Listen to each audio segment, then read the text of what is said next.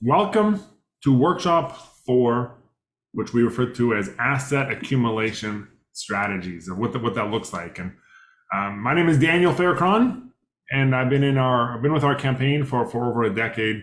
It's just been an absolute blessing to my family and my family situation. I got a wife who's a stay-at-home wife, and she's a mom to a 3-year-old, and she's pregnant and due on Thursday. And so might miss next Tuesday if things get delayed or however that works. But let's jump into the workshop. You didn't come here to learn about me. You came to learn about asset accumulation strategies. And this is one of the things that's not typically taught in school, for the simple reason that people usually go to school and spend money instead of saving money. But the information presented should not be interpreted as accounting, legal, tax advice. Basically, the rest of the disclaimer means we do everything we can to make sure the information we have is accurate. And hey, our goal, we have a flyer, looks like this, where we talk about, typically when I talk to someone, if I'm out, we call it prospecting, if I'm talking about campaigning, I show them something like this and I say, hey, we got a campaign and we got some workshops on the back, and we want to have 30 million people come through our campaign.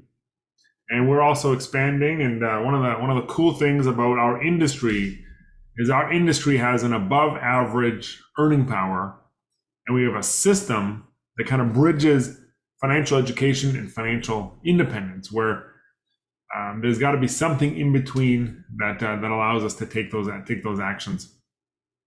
But welcome to our workshop. And one of the funny questions we get is, what makes our workshops different? And you know what I wish it was? I wish we knew something that nobody else knew. We had a monopoly on good information and no one else had good information. But the reality is that's not true. There's many other people that do financial education very well. And there's also many others that don't do it that well. And so one of the things that makes us unique is everyone who runs a workshop with us is licensed, and we have a vetting process, as well as they need a good amount of industry experience. And we want to do a broad or holistic approach. Today, we're going to talk about investing, but to get to this place, this is workshop 4. We did a kind of a holistic workshop as number 1, is like an intro to workshops. You missed it, it stands on its own. Workshop number 2 is about budgeting, cash flow management, how much you make, how much you spend, and if you've heard the term living below your means. If you think you should live below your means, we first define your means, define your lifestyle, and then make a change. Either increase your means or decrease your lifestyle. Workshop number 3 was about protecting your income. To say, hey, something might go wrong, we need to protect our income if we get sick, pass away. And protection is one of the things that's not very exciting, but at the end of the day, it's very meaningful that people, there's certain risks I can't take as an individual. So I have a community or an insurance company with a reserve take those risks. And today we're going to talk a little bit about investing, or what we call asset accumulation. Some of the beliefs we have is that you should control your finances. I don't think there's anybody out there that is concerned about your finances more than you. You are the controller of your finances. And here's what we're going to talk about today: accumulating wealth and the cost of waiting. So if you're we're going to teach to 2 types of people, and the information is the same, and we're proud that we can put both in the same room.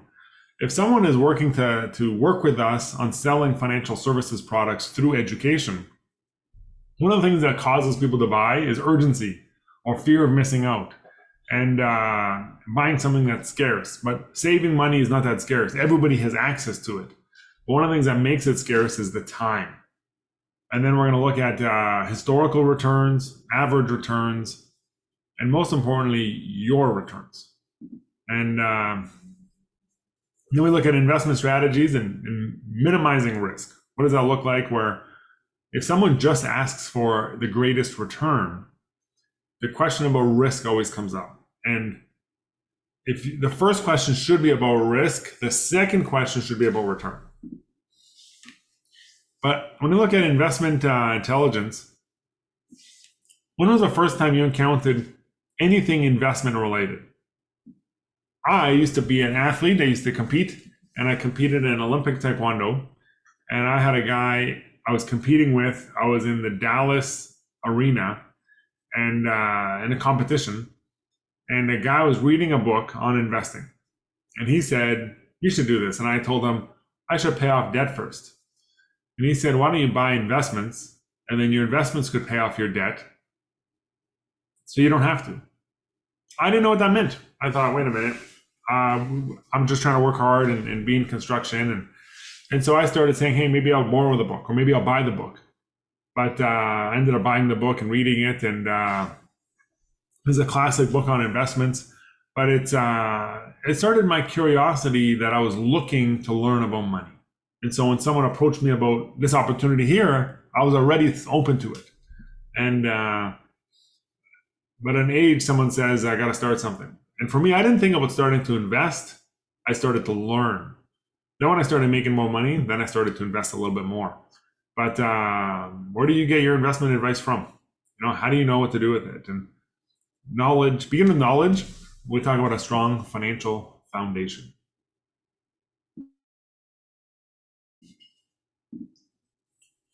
So when we talk about a financial foundation, what this is it's a concept that we at World System Builder, and which is our system, and the platform is World Financial Group, don't believe every individual needs or can afford a written financial plan detailing every component of their finances.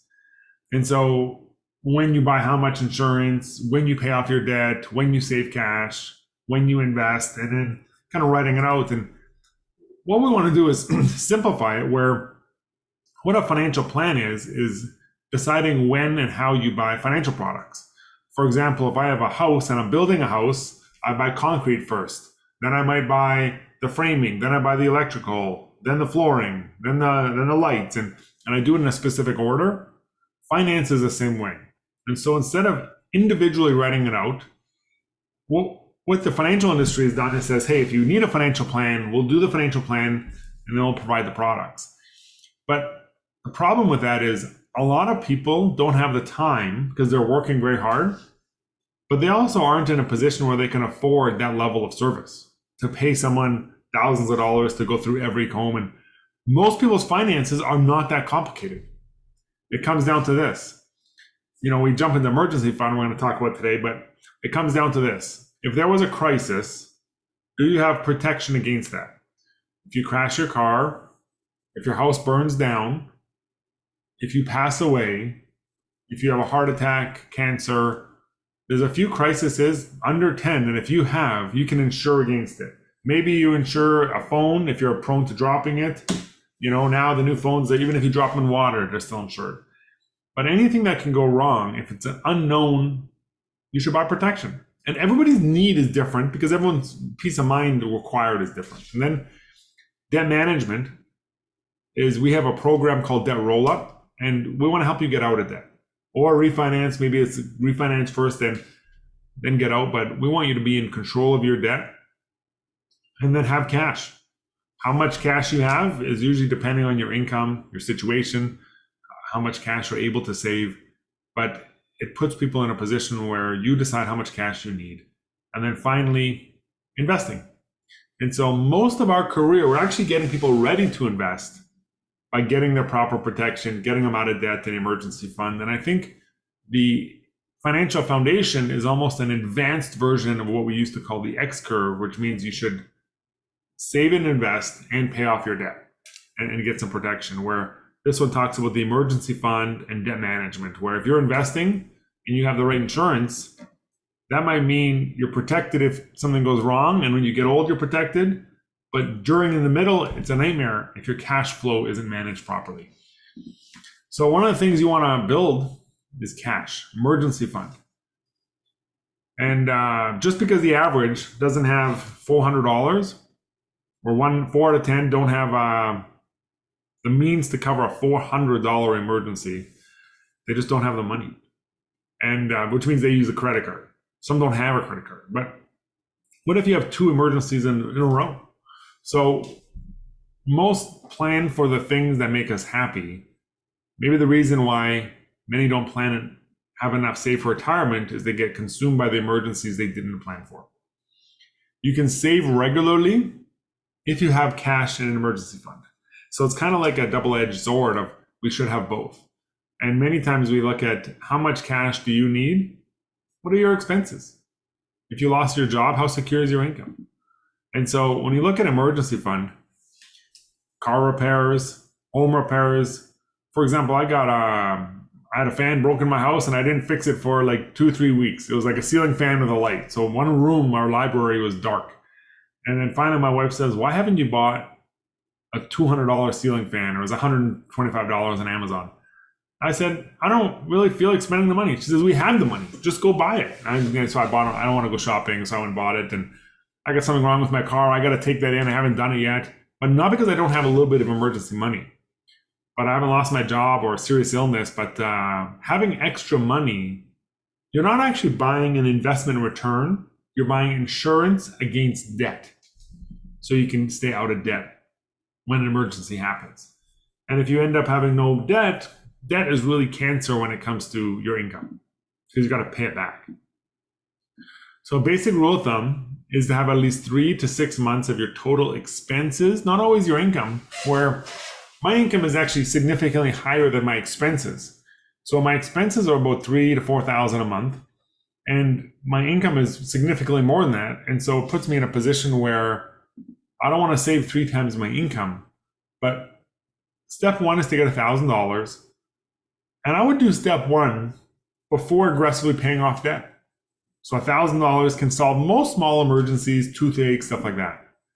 Then 3 times the expenses and 6 times as you mature. So if you say, hey, now we're on track to retire, let's build up some more cash. Or, hey, now that we got 3 months, let's upgrade our protection plan. Most people don't buy the biggest, best plan right away. Let's upgrade that. And then let's upgrade our investments. And then the reality, I think, a lot of times is when you're saving for retirement and starting, we typically use conservative investments because it doubles as an emergency fund. But once you got about 3 to 6 months away, you can say, now I can be in equities because if the market goes down, I got 6 months here to protect me. So an emergency fund allows you to feel more comfortable committing to more protection, paying off debt quicker, and being more aggressive with your investments. But a good option for emergency fund is a separate bank account or bond-based mutual funds, money market funds, relatively low risk. You can do cashable GICs. We can do all those here with our license. A credit card room is not an emergency fund. And your emergency fund should be in something you understand. So if you're okay with it going up and down 20% a year, maybe an equity fund might be for you, but most people say they're comfortable until they lose money. And it should be something that's available. And so when you look at the financial foundation and we build it from the ground up, we get the right protection, get our debt under control, build the emergency fund, and then finally we look at the investment side. And as one grows, they all kind of grow together. But we want to talk about growing wealth and money making money. Why do we invest? Do most people invest? Unfortunately, most people don't invest. They do through work, maybe. Their employer might. But hey, if you build up wealth, you could buy a new home, maybe retire sooner, or provide better opportunities for our children, control our time. One of the things why we invest, one of the reasons I started investing is to build my confidence with investing. My opinion, I'm not as excited for retirement as some people might be because it's almost like living a life where you don't do anything. I say I want to go back to being a child, watch TV all day, stay up late, not wake up on time. I like my life right now. But as I get old, I might have a health issue. So I need to be confident I can get through that. But why do we invest? Why you invest is a question. And one of the ways we ask this to a client is we ask, what makes you happy? For example, one of the things that makes me happy is doing purposeful work, doing work that I chose to do. And I need to have a bunch of cash in my bank so I could stay working where I'm at. And just in case there's a drought or something goes wrong, I want to be in a position where I'm much more comfortable. And so when you look at the three phases of wealth, I'm in my 30s, and so I'm in the accumulation phase. Then we have the distribution phase. Then we have what's called estate transfer. This is in your book on page 37. And so you got to figure out what phase are you in. In the accumulation phase, if you haven't saved enough money to retire, that's the phase you're in. And so there's some good news and bad news. This is written in your book as well. On average, at age 65, you live until 83. And for men, 86. Which doesn't mean everybody lives till 86 on average. That just means if you're alive at age 65, it's likely you'll make it till age 20 years. And the bad news is most people are not saving enough for their retirement. So only 36% of non-retired adults think their retirement savings is on track. And I think a lot of people misjudge that. I finally, as of this year, I'm saving enough money that if I could, my lifestyle would stay the same. So it took me a while. But the shift in responsibility, as people age, here's what's happened. If a company pension can no longer be relied on, and government benefits may not be enough for one's desired retirement, the consumer must be responsible for their own financial security. Where it's nice to have a company take care of you, it's also nice to have the government take care of you, but the best is you take care of you. So in a book we ask here, what you depend on for your retirement from most to least. Is it the government or is it personal savings? And this is a quiz in your book. And for me, number one is I depend on me. And when you look at how much you need if you want $1 million. So let's say you want at age 65. Here's what you need to save per month based on an 8% return. Now, the number one determiner of a good future is not the rate of return. It's actually the rate of savings, how much money you put away. If you put away a lot of money, you end up with more. If you put away less money, you get less. So at 8%, that's how we're assuming they're getting it over time consistently. If you start when you're 25, you only have to put away $200 a month. If you start when you're 35, you got to put away $600. And so this really means, hey, at age 25, you have to have no debt. At age 35, you have to have no car payment. And at age 45, you have to have no mortgage. And then at 55, no job. Because it's hard to save $5,000 a month when you have a job. And so when you look at, could you afford to wait? I don't know if I want to save $5,000 a month. And I used to think maybe $1,600 a month was hard until I started saving a little bit more than that. But I used to think $300 was hard when I was in my 20s. Then in my 30s, $600 was hard. And I'm still in my 30s, but I want to work hard to make sure my future is better than my present. And one of the things is you may not need $1 million. Maybe you need $500,000, or you need $250,000, or maybe $2 or $3 million. But the reality is, I think you want to, whether you have time, you can always leverage, we call it the market. And one of the questions we have is, hey, how old are you? How much time do you have? If you want to take your phone out, and this way I can show you real quick, and just take a picture of this QR code. So hold your phone up, and it pops open a calculator. You can figure out how much you need to save. Looks like this. How much you need to save to be $1 million, or a little financial calculator that you can calculate your number. Now, when we look at compound interest is the opposite of simple interest. And one of the things we look at is how fast does your money grow? So if we're going to invest and we got a 6% return at at $10,000 put in, at 6%, we divide 72 divided by 6%, we get 12 years to double your money. At 9%, I'm reading the number wrong. At 8%, your money doubles every 9 years. And at 10%, your money doubles every 7.2 years. And so historically, when we look back at the stock market, a balanced fund returned more closer to 6%, but an equity fund returns closer to 6 to 10%, sometimes a little bit more. And so if we're going to be invested, it might make a major difference to be invested fully than just partially.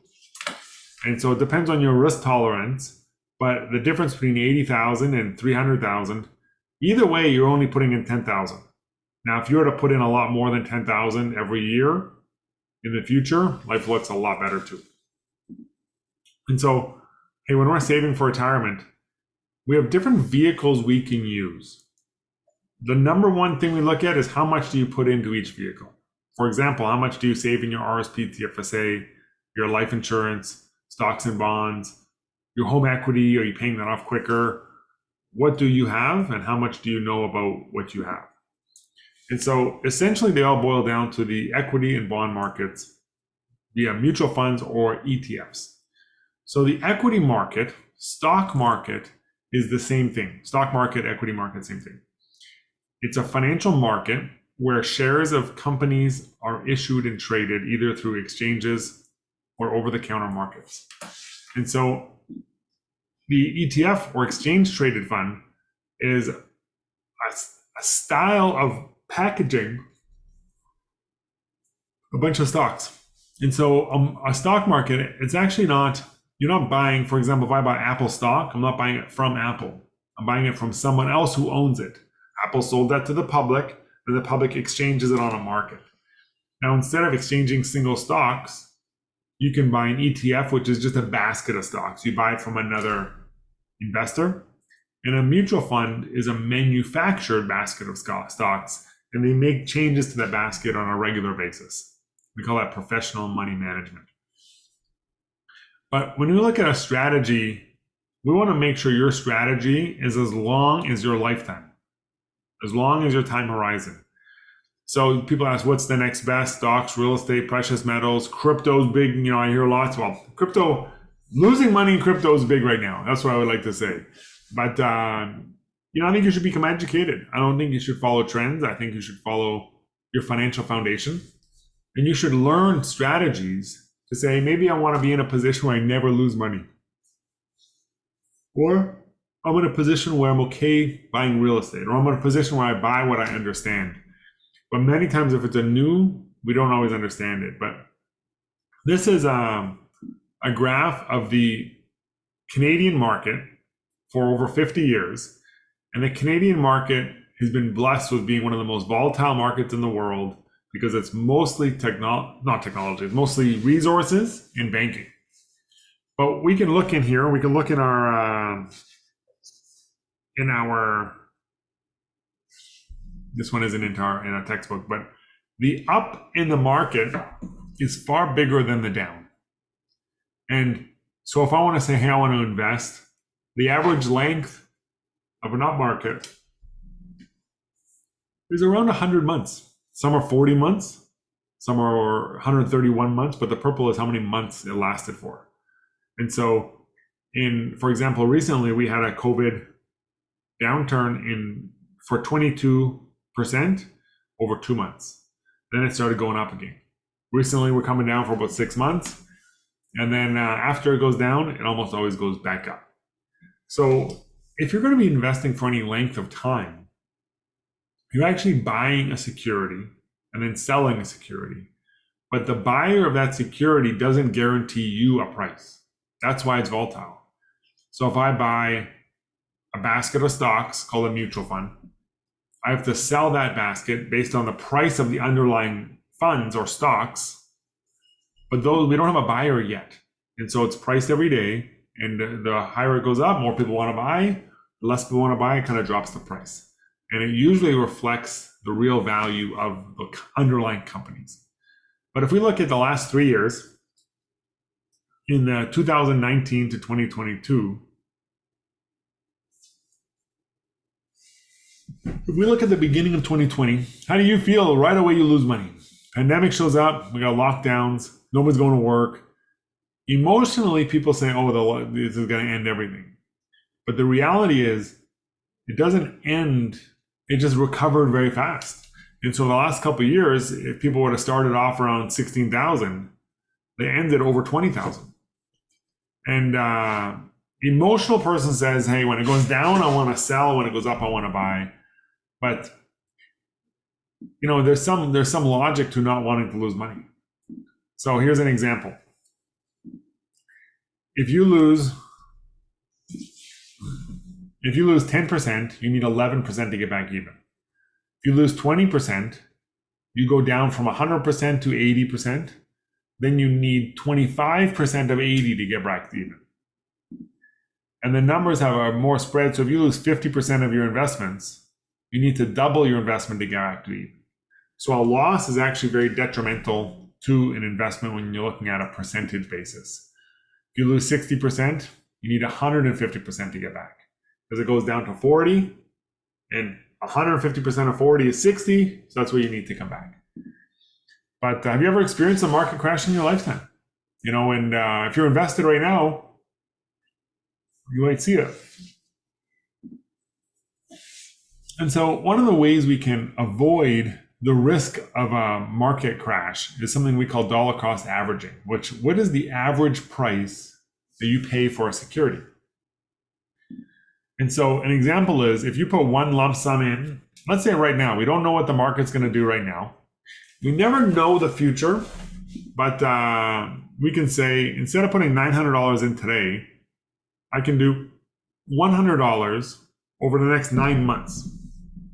Let's say we invest in something that's extremely wild. This is not something that's indicative of a performance of anything I've ever sold. But investing consistently can manage risk and can create a good habit. So if you start off at $20 a share, and it goes all the way down to $2 a share, and back up to $10 a share. Let's look at this. So month one, we're going to put $100 in, and you end up buying 5 units of a $20 a share. Now market goes down to 10. So you buy another 10. Then it goes to 5, so you buy 20. Then it goes to 2, so you buy 50 shares. Then it goes back up to 10, so you buy another 10 shares. So you own $500 is what you put in, and you own 95 shares of whatever price it was in the past up to today. If you sold it today, you'd sell it at $10. And so the dollar cost averaging, you get 95 units at $10 a unit, you would double your money in this situation. So you don't always need a full recovery to make money.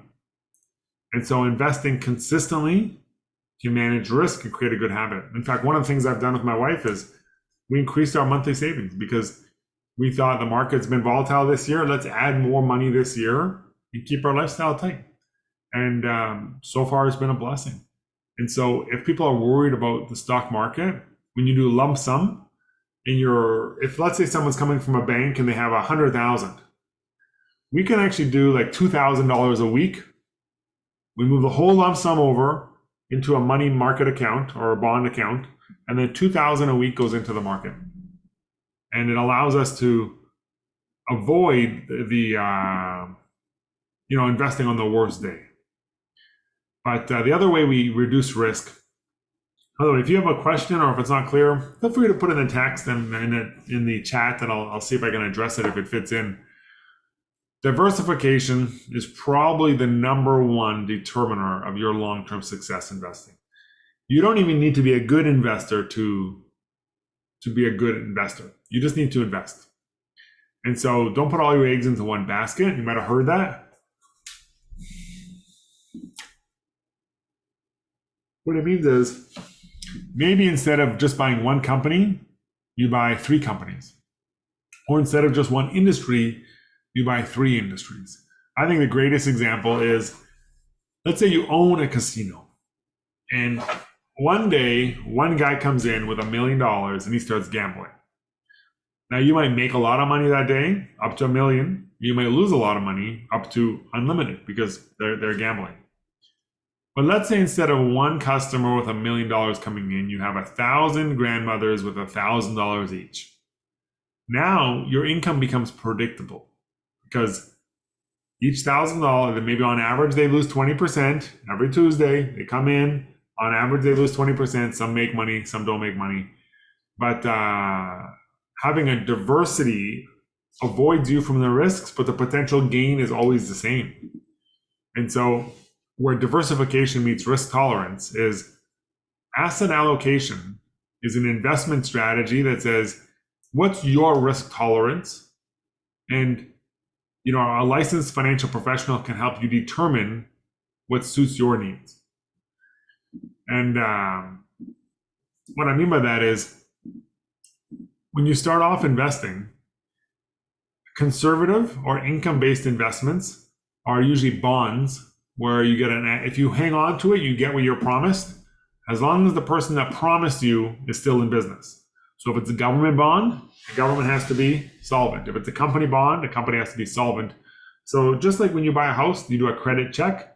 When a company sells a bond, the purchaser of that bond should do a credit check on the company. And a balance fund is where you have equities and bonds. Usually they move opposite of each other. And so we're in a unique situation now where bonds are going up in price because interest rates are going up, which devalues the current bond and increases the value of the new issues. But then it also changes the equity market because, hey, if I could get 4% at a bank, maybe I don't want to be in equity anymore. But your risk tolerance is something that's always unique to you.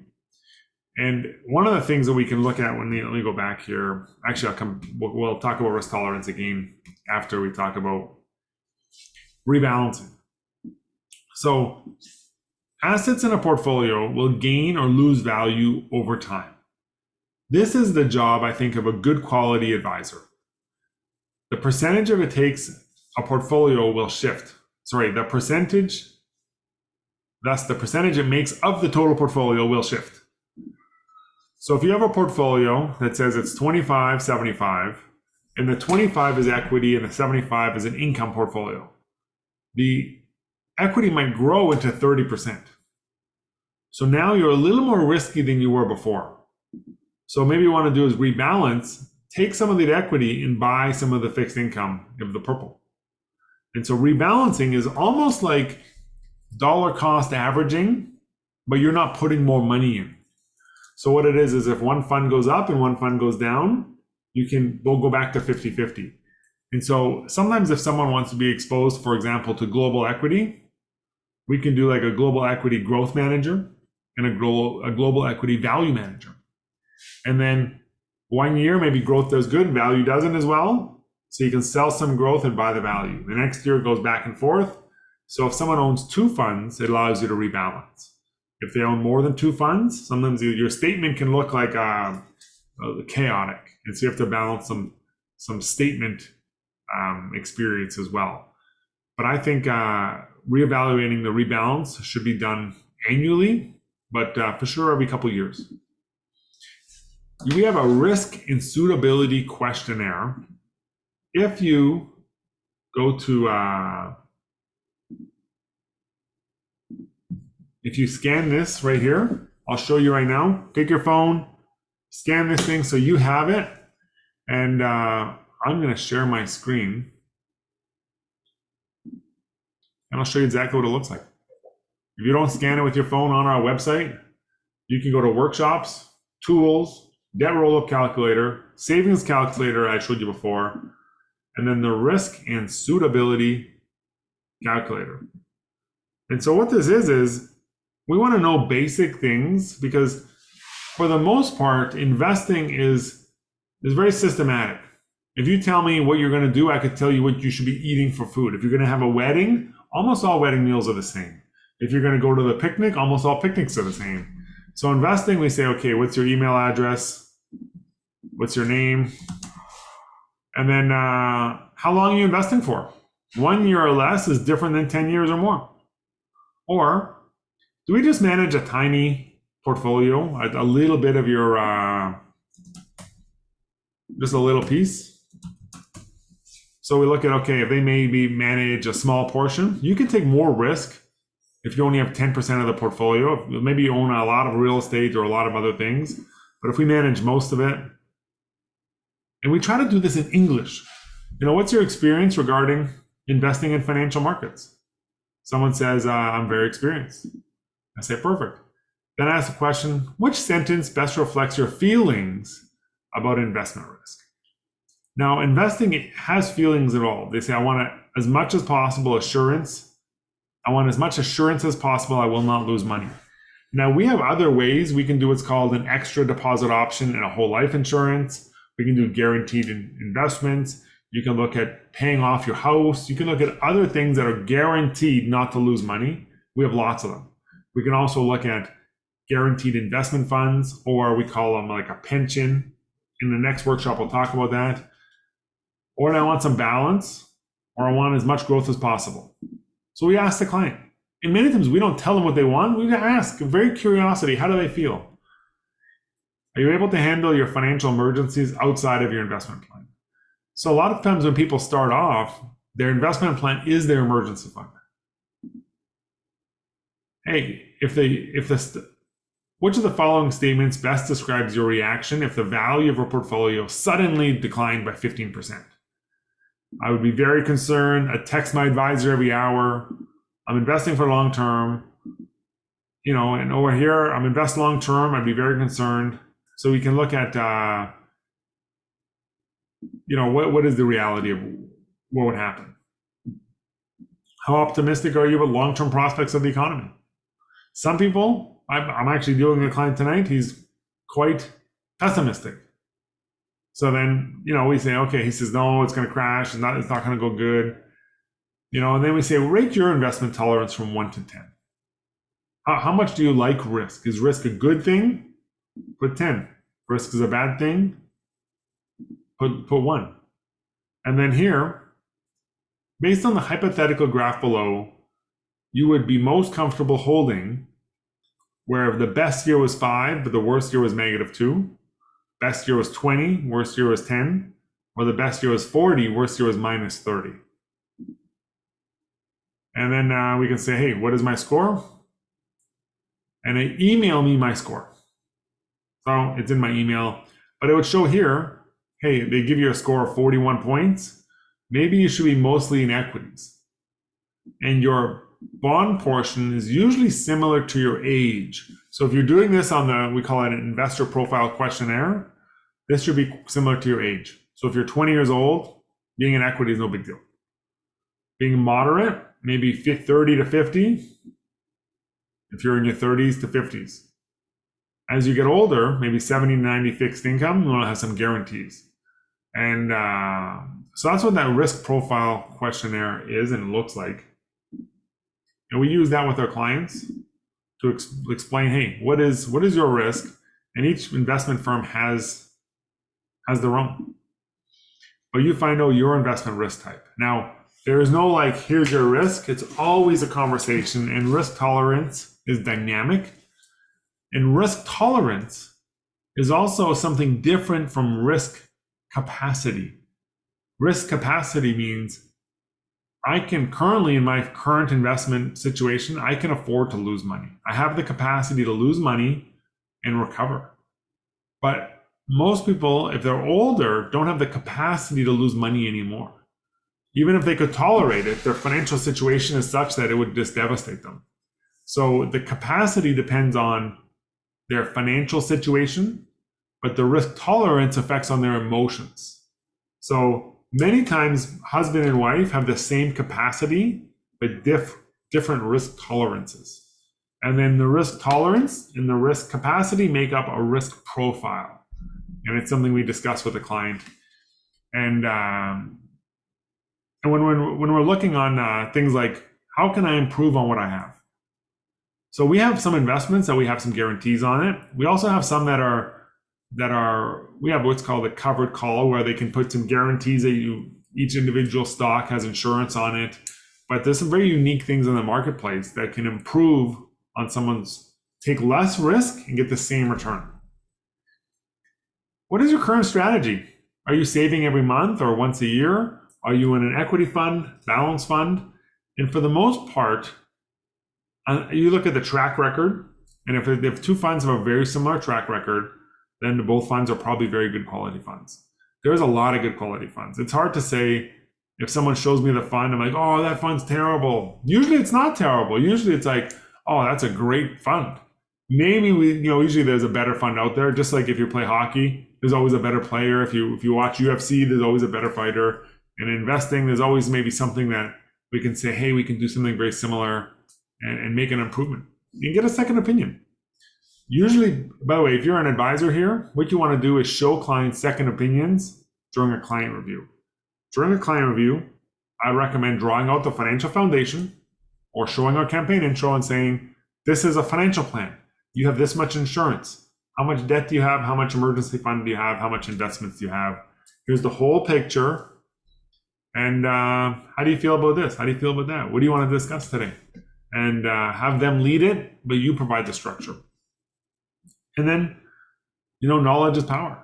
But even more powerful is for an educated investor, where when you're confident because you understand something, and today isn't always teaching understanding, but hey, you got to learn some of this stuff so you feel comfortable with it. Ms. Wada says, I finally reached my goal of creating 6 months emergency fund. It was hard at the beginning, but with consistency, I got easier. Anyone can do it. Since I have these backup funds, I was not worried or stressed out when COVID-19 hit. I became unemployed. Thanks to WSB, I didn't have to touch those funds. And so emergencies happen. I think sometimes we look at maybe during the last 2 or 3 years, there was I don't know if the word corrupt is a good term. It's the term that came to my mind, but there was the optics of corruption in the government. I don't know if it was corrupt or not. I have no proof. But but maybe we're going to see in the future new, one second, someone asked me to go back.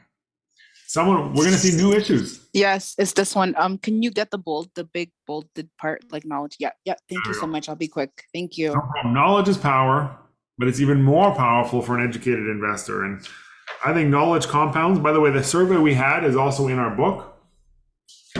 And so you can actually go with a client and have them walk through that as well. And in our book, we have a questionnaire. And let me get on a big camera. We have a questionnaire that looks like this.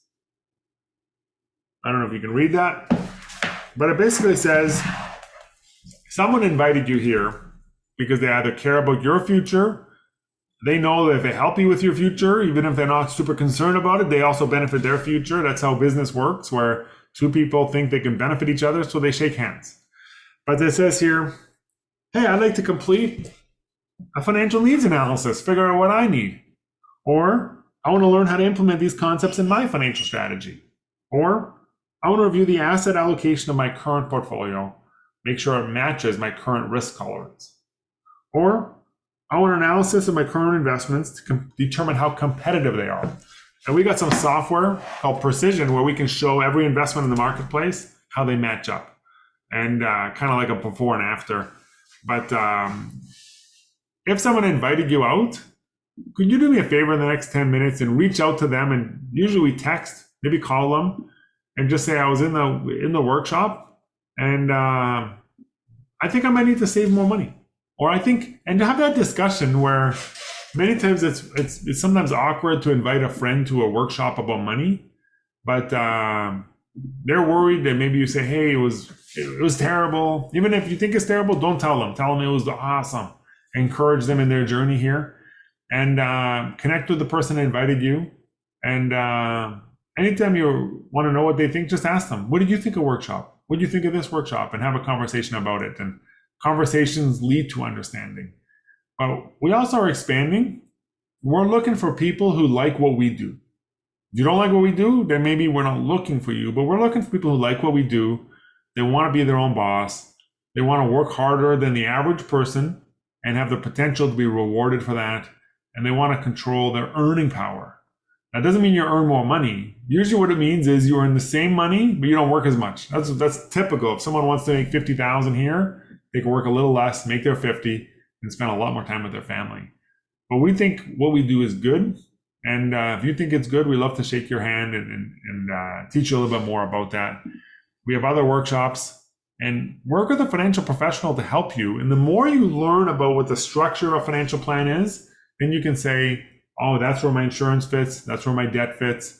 That's where my emergency fund, my investments. And many times you have a product that's kind of three things. It's some protection, some investment, some emergency fund, maybe some debt management.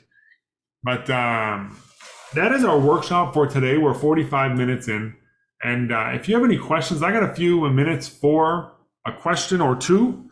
But next week, we're talking about, by the way, tomorrow, not next week, we're talking about fulfilling long-term goals and how the taxes on retirement works and some of the retirement structures, how those things work.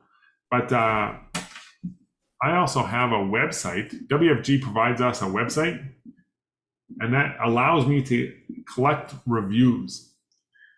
Now, I don't get paid for reviews, but clients check out my review to say, is this guy any good? I wonder what Patricia thinks of him. I wonder what Maria thinks of him. I wonder what George and Victor think of this guy. And they buy or not buy because of your guys' opinion. And if you don't put a review, they're going to look for Justin's review, and they don't find it. They're going to say, oh, he doesn't have enough reviews. Maybe. This is my worry. This is what keeps me up at night. So I would appreciate a review. That would be a blessing. And I'll say a prayer for you as well. But any questions for me, or we're going to take off? Hi, Daniel. Before you leave, do you mind going back to that slide? I was in the middle of writing knowledge is power, and then you left. I took off. No problem. Yeah, because I don't have the textbook. I'm going to have to ask I'm going to have to ask them for a notebook. Definitely. Thank you so much. I'm definitely going to leave you a review. Awesome. Where are you from? I'm from Calgary, Alberta. Oh, awesome. Yeah. Calgary's got a bunch of good things going on. I think Calgary is, for WFG anyways, is like a CEO breeding ground where the oil makes the entrepreneur king, where, you know, if maybe you're from Manitoba, we don't talk about entrepreneurs like they do in Alberta, you know, and yeah. In maybe in Ontario, the bureaucrat is king, and in Manitoba, the laborer is king, and in Alberta, the entrepreneur is king. So it was awesome. Okay. Hello? Yeah, you can close it now. I got it. Thank you so much. I appreciate it. Awesome, guys. Let's take off for the day. And it's a Tuesday, and connect with some other people.